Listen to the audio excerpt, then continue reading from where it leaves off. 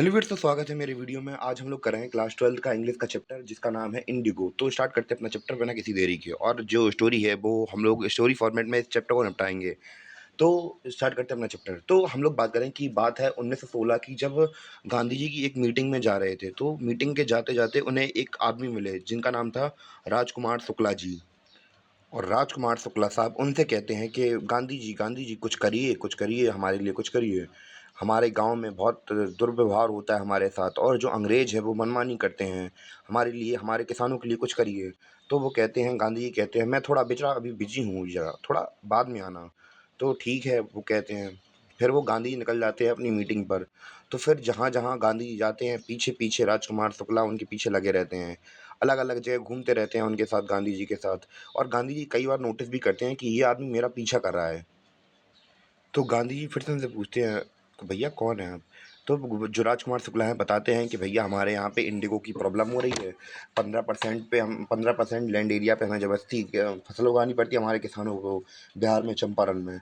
तो गांधी जी कहते हैं अच्छा, तो ठीक है। गांधी जी इनसे मतलब ये स्ट्रेट फॉरवर्ड उनसे डेट पूछ देते हैं कि भैया कब मिले, कब भैया आप गांधी बताइए, ट्रेन से आपके साथ चल रहे हैं, आपको कोई डेट बता दीजिए यहाँ पे हम लोग मतलब जब आप चलेंगे गांव में मेरे। तो गांधी जी कहते हैं अच्छा ऐसी बात है, तो फिर बेटा मैं अभी कोलकाता आऊँगा। तो जब जब मैं कोलकाता आऊँगा तो वो तारीख बता देते हैं, जब मैं कोलकाता आऊँगा तो तुम वहीं पे आ जाना, तो फिर अपने साथ साथ चलेंगे वहाँ पे। तो ठीक है, कुछ महीने बीत जाते हैं, कुछ महीने बीतते हैं। और गांधी जी फिर कहाँ पे आते हैं, गांधी जी आते हैं कलकत्ता में। तो फिर वहीं पे राजकुमार शुक्ला आते हैं। और दोनों लोग निकल चलते हैं चंपारण के लिए। जब वो चंपारण पहुँचेंगे, तब हम लोगों की एक बहुत फ़ेमस कहानी भी है उसके बारे। तो वो कहानी ये है कि जब ये लोग कहाँ जा रहे थे, चंपारण जा रहे थे, उससे पहले गांधी जी पहुँचते हैं कहाँ पे, पटना में। पटना में पहुँचने के बाद जब वो अपने दो मतलब जो राजेंद्र प्रसाद से उनसे मिलने जाते हैं, जो कि एक लॉयर थे उस समय पर। तो जैसे ये पहुँचते हैं तो गांधी जी अपने, देखिए राजकुमार शुक्ला के साथ पहुँचे हैं अपने यहाँ पे। तो इनके इनके नौकरों से पता चलता है इन्हें कि जो राजेंद्र प्रसाद जी हैं वो यहाँ पे भी है नहीं है, घर पर नहीं है, बाहर हैं। तो इनके नौकर कहते हैं कि भैया बाद में आना आप। तो फिर जब इनके नौकर कह देते हैं कि बाद में आना, तो गांधी जी जाते हैं पानी पीने के लिए। मतलब वहाँ पे बैठने लगते हैं, तो फिर वो लोग वहाँ पे बैठने नहीं देते हैं। फिर बाद में पानी पीने जाते हैं, तो वो लोग कुएँ को भी छूने नहीं देते हैं इन लोगों को, मतलब गांधी जी को छूने नहीं देते हैं। और गांधी जी भैया सोच रहे हैं, भैया ऐसा मैंने क्या कर दिया, ये लोग मुझे छू नहीं रहे हैं। तब फिर जो हमारे राजकुमार शुक्ला साहब हैं, वो बताते हैं कि भैया यहाँ के जो लोग हैं, ये नौकरों को इतना पता नहीं है कि आप कौन हैं। यहाँ पे अनटचेबिलिटी बहुत ज़्यादा फ़ॉलो होती है। अनटचेबिलिटी वही थी, छुआ-छूत के, छोटी समाज के लोगों को छूना नहीं है। तो वो चंडाल वगैरह आप लोगों ने वेद हिस्ट्री वगैरह अगर पढ़ी होगी 11th में या 10th में, तो फिर आपको पता होगा। तो ये सीन चल रहा था वहाँ पे। तो भैया इन्हें गांधी जी को बुरा लगा कि हाँ ठीक है, छोड़ो अब क्या करना है ज़्यादा। फिर निकल पड़ते हैं ये लोग कहाँ पे, मुज़फ्फ़रपुर में। फिर मतलब उसके बाद मुज़फ्फ़रपुर में आएँगे ये लोग। वहाँ पे इनका कोई इंतज़ार कर रहा था। बताइए आप लोग कौन होंगे जो इनका इंतज़ार कर रहे थे? तो उन्हें लुभाने के लिए आते हैं हमारे जेबी कृपलानी जी। वो अपने स्टूडेंट के साथ वहाँ पे स्टेशन पे आते हैं। और वहीं पे वहाँ पे जब वो लोग रुकते हैं, गांधी जी हमारे रुकते हैं, तो वहाँ पे कई किसान मतलब कई वकील वहाँ पे पहले से खड़े थे, जो कि किसानों का केस लड़ रहे थे। जब किसानों का खेत मतलब उन्हें, गांधी जी को जब ये पता चला कि ये लोग जो वकील हैं, ये मतलब जो किसान हैं उनसे ज़्यादा मोटी रकम लेते हैं उनका केस लड़ने से, तो गांधी जी बहुत गुस्सा हुए कि भैया तुम लोग बेवकूफ़ हो क्या? वो लोग इतने गरीब किसान हैं, वो लोग इतनी दिक्कत में हैं, और तुम जाके मज़े ले रहे हो उनके, तुम पैसे लूट रहे हो उनसे। तो गांधी जी के सामने गांधी जी बहुत गुस्सा हुए उनके ऊपर। डाँटने के बाद गांधी जी को पता चलता है कि जब उन लोगों से मीटिंग वगैरह हुई, तो उन लोग गांधी जी को पता चला कि जो वहाँ चंपारण की जो खेत मतलब जो ज़मीनें हैं, वो अंग्रेज़ों ने अपने नाम कर ली हैं, और जो वहाँ पे जो किसान हैं, वो केवल वहाँ पे काम करते हैं। तो फिर ये समस्या गांधी को समझ में आई। और वहाँ की जो मेन कमर्शियल क्रॉप थी वो कौन-सी थी? इंडिगो थी। कौन-सी? इंडिगो, जो आप लोग घर में इस्तेमाल करते हैं, नील वगैरह थी। तो पहले के समय पे पेड़ों से उगाई जाती थी वो नील, अब तो सिंथेटिक वगैरह भी आने लगी है। तो गांधी जी को जैसे ही पता चला कि हाँ, यहाँ पे ये सीन है कि जो अंग्रेज़ हैं उन्होंने ज़मीन कब्जा ली है, और जो किसान हैं केवल वहाँ पे टेनेंट की तरह काम कर रहे हैं।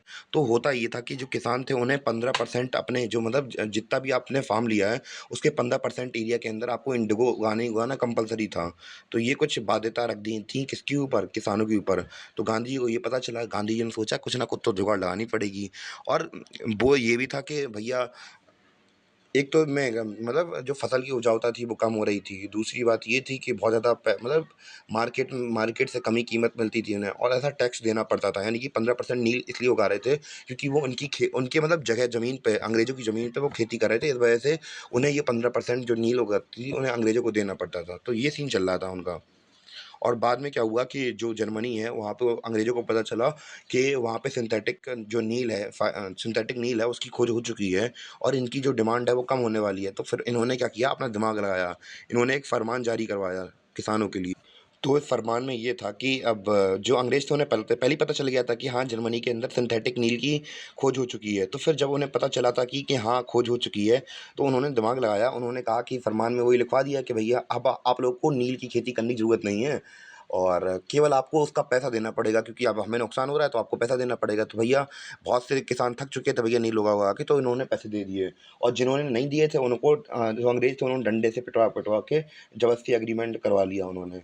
तो जैसे ही फिर बाद में धीमे-धीमे जब लोगों को पता चला कि हाँ, जर्मनी में सिंथेटिक फाइबर की खोज हो चुकी है मतलब सिंथेटिक नील की खोज हो चुकी है, तो उन्हें उन्हें लगा कि भैया इनने तो हमसे फर्जी में पैसा ले लिया क्योंकि इनकी सप्लाई खत्म होने वाली थी, मतलब डिमांड खत्म होने वाली थी नील की। इस वजह से इन्होंने पहले ही वहाँ पे खत्म करवा दिया और पैसे भी हमसे ऐंठ लिए इन्होंने। बड़े दिमागदार लोग हैं यार ये लोग। अब भैया किसान बड़े परेशान, किसान कह रहा कौन बचाएगा हमें, कौन बचाएगा? बचाएगा एक ही आदमी। तो किसान ये सब बता रहे थे कि हाँ, ये सारा सीन हो गया है कि अब भैया बताइए कुछ करिए गांधी जी। तो भैया के अंग्रेज़ों ने तुम्हें कैसे-कैसे लूट लिया है। तो फिर गांधी जी और पता करने के लिए ब्रिटिश जो लैंड ओनर्स के मतलब एसोसिएशन होती है यानी कि डिस्ट्रिक्ट का जहाँ से डिस्ट्रिक्ट में मजिस्ट्रेट बैठता था, जहाँ से गवर्न करता था क्योंकि ये सारा सीन तो उसी डिस्ट्रिक्ट मजिस्ट्रेट के पास ही आता था ना। तो वहाँ पे एसोसिएशन के पास जाते हैं, लैंडलॉर्ड के एसोसिएशन के पास जाते हैं अंग्रेज़ों के। वहाँ जाके गांधी जी से कहा जाता है कि भैया आप आउटसाइडर हैं, ज़्यादा यहाँ दो पचीसी मत कीजिए वरना यहाँ पे कुछ अच्छा नहीं होगा आपके साथ। इन्हें निकाल दिया जाता है वहाँ से। तो ये जाते हैं गाँव में दोबारा चंपारण जाते हैं यहाँ पे। चंपारण में तो गांधी जी चंपारण के मोतिहारी में एक घर पे जाते हैं यानी कि एक घर एक मतलब रहने लगते हैं वहाँ पे और जो किसान वगैरह थे उनकी जानकारियाँ इकट्ठा करना शुरू कर देते हैं कुछ वकीलों के साथ। तो अगले दिन उन्हें खबर मिलती है कि एक किसान को बहुत पीटा गया। तो जस्ट उसके अगले दिन गांधी जी एक हाथी पर बैठ के एक बड़ा सा हाथी मोटा ताजा हाथी के ऊपर बैठ के वो निकल पड़ते हैं उसी उसी तरफ। तो फिर जो एक अंग्रेज और सिपाही मिलता है उन्हें तो उनसे कहता है गांधी जी यहाँ मतलब जो भी हो आप वहाँ से लौट जाइए। तो गांधी जी कहते हैं तो गांधी जी से वो कहता है कि भैया लौट जाइए वापस। तो गांधी जी कहते हैं हम तो ठीक है भैया लौट जाते हैं। तो वो आदमी वही आदमी उनके मतलब पीछे पीछे उनके घर पे जाता है और मतलब एक ऑफिशियल नोटिस लेके जाता है कि गांधी जी आप यहाँ से चले जाइए जिसमें लिखा था। पर गांधी जी उसमें अपना साइन कर देते हैं और लिख देते हैं मैं वापस नहीं जाऊंगा। तो वो लीगल जो नोटिस होता है उसका ऑफेंड कर देते हैं। तो फिर अब भैया आपको पता है लीगल प्रोसेस में आप टांग अड़ाएंगे या मना कर देंगे तो फिर आपके साथ क्या होगा। तो वही गांधी जी के साथ हुआ कि इन्हें कोर्ट में पेश होना पड़ा। तो अगले दिन गांधी जी को पेश होना पड़ता है कहाँ पे कोर्ट पे। जब जैसे ही कोर्ट पे पहुंचते हैं वहाँ पे ये देखते हैं कि वहाँ पे हजारों की मात्रा में मतलब हजारों की मात्रा में नहीं बहुत सारे लोग इकट्ठे हो गए हैं कोर्ट के बाहर। तो भैया पुलिस जो अंग्रेज सिपाही थे या फिर कोर्ट वाले थे भैया परेशान हो कह रहे भैया कैसे करके इन्हें रुकाया जाए। तो वो लोग बहुत मुश्किल से उन्हें काबू कर रहे थे पर काबू ही में नहीं आ रहे थे। तो उन्होंने फिर गांधी जी की मदद ली। फिर गांधी जी कोई ऐसा मैटर नहीं चाहते थे कोई कोई वायलेंस वगैरह हो। उन्होंने कहा ठीक है चलो छोड़ो तुम्हें छोड़ दिया हमने। और फिर जो मतलब जनता थी उन्हें शांत करते हैं वो लोग और फिर पहुंचते हैं कोर्ट रूम में। कोर्ट रूम में पहुंचने के बाद जो जज होता है वो उनसे पूछता है कि बताइए गांधी जी आपने जो लीगल नोटिस था उसका कहना क्यों नहीं माना। तो उन्होंने कहा कि मैं कॉन्फ्लिक्ट ऑफ ड्यूटीज में फंस गया था। तो गांधी जी ने अपने 2 कॉन्फ्लिक्ट बताए। तो पहला कॉन्फ्लिक्ट तो ये था कि उन्होंने कहा कि भैया इसमें मैं मतलब पहला तो ये था कि मैं लीगल अथॉरिटी को तोड़ना नहीं चाहता था। उसके विपरीत में क्या था कि मैं अपने देश को सर्व करना चाहता था। मैं चंपारण के लोगों के लिए कुछ करना चाहता था। और इससे बड़ी बात मतलब इसलिए मैंने कानून तोड़ा। मैंने बल्कि इसलिए कानून तोड़ा कि मेरी एक अंतरात्मा की आवाज़ जो कानून हर कानून से बड़ी है, उसको नहीं तोड़ना चाहता था मैं। इस वजह से ये कानून टूटा। पर आप मुझे जो भी सज़ा देना चाहें आप दे सकते हैं, मैं उसके लिए तैयार हूँ। तो जज ने कहा कि भैया ठीक है हमें इसको फैसला जो सुनाना है इसके लिए 2 घंटे लगेंगे। तो गांधी जी को ज़मानत दे दी जाए, ज़मानत पैरोल पर 2 घंटे के लिए छोड़ दिया जाए, 2 घंटे बाद बताएँगे हम फैसला। तो गांधी जी ने पैरोल लेने से मना कर दिया। तो उन्होंने कहा कि भैया तो वो उन्होंने गांधी जी को ऐसे ही मतलब बाइज़्ज़त बरी कर दिया 2 घंटे के लिए। 2 घंटे बाद दोबारा से जब उन्हें बुलाया गया तो फिर बात ये चली कि हम लोग जो फैसला है वो कुछ दिनों बाद देंगे, अभी नहीं दे रहे हम लोग फैसला। तो ये सीन देखने को मिला। तो इसके बाद राजेंद्र प्रसाद, मौलाना मौलाना मज़हर अज़हर। तो मैं इनका नाम थोड़ा गलत बोल रहा हूँ, तो इनका शायद नाम मौलाना मज़हर उल नाम है इनका। और तो सॉरी फॉर दैट, मैं इनका नाम नहीं ले पाया। तो और दूसरे हमारे ब्रजकिशोर मुरारी बिहारी जी, वो वहाँ पे पहुँचे गांधी जी से मिलने। तो गांधी जी से मिलने के बाद उन्होंने कहा कि गांधी जी से उनकी जब मीटिंग हुई, गांधी जी वहाँ से लौट आए, तो गांधी जी ने उनसे पूछा कि भैया अगर मैं जेल चला जाऊँगा तो आप लोग क्या करेंगे? बताइए आप लोग। तो जैसे ही हमने देखा कि गांधी जी ने उनसे पूछा कि आप लोग, मैं अगर जेल चला जाऊँगा तो आप लोग क्या करेंगे? आप लोग मिलने तो आए हैं मुझसे। तो एक सीनियर एडवोकेट बोला कि हाँ, तो हम तो आपको यहाँ पे एडवाइस देने आए हैं, अगर आप नहीं रहेंगे तो फिर हम अपने-अपने घर चले जाएँगे। इससे ज़्यादा क्या करेंगे हम लोग? तो गांधी जी रिप्लाई में कहते हैं कि अगर आप लोग ही यहाँ से छोड़ के चले जाएँगे, तो फिर इन गरीब किसानों की मदद कौन करेगा? तो फिर जो लॉयर्स होते हैं, वो आपस में बात करते हैं, और गांधी जो राजेंद्र प्रसाद हैं, वो बोलते हैं कि जब गांधी बाहर के होके इतने दूर से आके हम लोग की, मतलब इन किसानों की हेल्प कर रहे हैं, तो हम लोग तो यहाँ पास ही में रहते हैं, तो क्या हम लोग हेल्प नहीं कर सकते क्या? जब राजेंद्र प्रसाद इतना सब कहते हैं, तो सभी वकील साथ में मिलकर सोचते हैं और फिर गांधी के पास जाते हैं। फिर वो उनसे कहते हैं कि गांधी जी, अगर आप जेल जाएंगे तो हम भी आपके साथ साथ पीछे जेल जाएंगे। फिर बाद में क्या होता है कि कुछ देर बाद वहाँ पे एक लेटर आता है जो कि मजिस्ट्रेट ने भेजा था। तो जो उसमें लिखा क्या था कि जो गांधी जी को सजा हुई थी, यानी कि गांधी जी के ऊपर जो केस चला था, अब वो केस में गांधी जी को बंद हो गया है वो केस, और गांधी जी को छोड़ दिया गया है। और फिर गांधी जी कहते हैं कि हमारा सिविल डिसोबीडिएंट मूवमेंट सक्सेसफुल रहा। और फिर गांधी जी सबूत इकट्ठा करना शुरू कर देते हैं अंग्रेजों के खिलाफ। लेफ्टिनेंट गवर्नर एडवर्ड गेट ने फिर गांधी जी को जून में मिलने के लिए बुलाया कि आप आइए, केस के बारे में डिस्कशन करते हैं थोड़ी बहुत। फिर जब उनकी मीटिंग हो जाती है, तो फिर उसके बाद फिर एक कमेटी बैठती है वहाँ पे गांव में, और कमेटी में ये डिसीजन होता है कि क्या होगा क्या नहीं होगा। फिर उसमें गांधी जी भी थे, और जो अंग्रेज थे वो भी थे, जमींदार भी थे, वो भी थे, दोनों लोग साथ में थे। तो गांधी 6-7 महीने रुकते हैं वहाँ पे और सबूत इकट्ठे करते हैं। जब सबूत जमा हो जाते हैं सारे, तो फिर जो कमेटी थी वो ये कंक्लूजन पे आती है कि जो मतलब जो किसान थे, मतलब उनका जो पैसा था, उनका जो फंड था, उन्हें वापस कर दिया जाए। तो जो अंग्रेज थे वो सोच रहे थे कि ये 50% 100% मांग लेंगे, पर गांधी जी ने कहा कि हमें 50% चाहिए। पर जब गांधी जी ने कह दिया ये, तो उन्होंने कहा भैया हम 50% नहीं देंगे, हम 25% देंगे। पर गांधी जी क्या हुए, इतने से में ही राजी हो गए, 25% में राजी हो गए। तो सब लोग चौंक गए, भैया 25% में क्यों राजी हो गए गांधी जी? फिर गांधी जी ने किसानों को समझाया कि अभी तक क्या होता था कि जो अंग्रेज थे वो कभी किसी से डरते नहीं थे। इन्होंने अपना टेरर और प्रेस्टीज बना के रखा हुआ था अपना यहाँ पे। तो उनका अब जो डर है वो कम होते हुए दिख रहा है, क्योंकि अब वो लोग भी देख रहे हैं कि यहाँ पे विरोध हो रहा है हमारा, और उन्होंने अपनी गलती स्वीकारी है यहाँ पे, तो ये हमारे लिए इम्पोर्टेंट है। ये इम्पोर्टेंट नहीं है कितना फंड मिल रहा है। तो ये बोला उन्हें। और कुछ सालों बाद क्या होता है कि जो अंग्रेज हैं वो जमीन छोड़ के चले जाते हैं, और किसानों को जो जमीन थी उनकी वापस मिल जाती है। इस प्रकार गांधी जी उन्हें अंग्रेजों के चंगल से आज़ादी दिला देते हैं।